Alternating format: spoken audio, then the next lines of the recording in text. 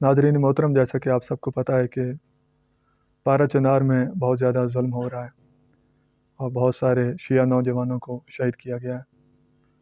سب سے پہلے تو میں امام زمانہ عجل اللہ فرجہ شریف کی بارگاہ میں اور تمام مومنین مومنات خصوصاً ان کے ورثاء کو میں تعزیت عرض کرتا ہوں۔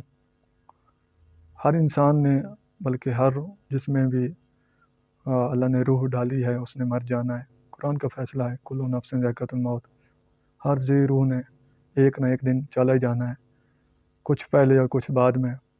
اور شہادت کی موت جو ہوتی ہے یہ بہت اعلیٰ موت ہوتی ہے، اس کے لیے تقریباً ہر شیعہ کی خواہش ہوتی ہے کہ ہمیں شہادت کی موت نصیب ہو۔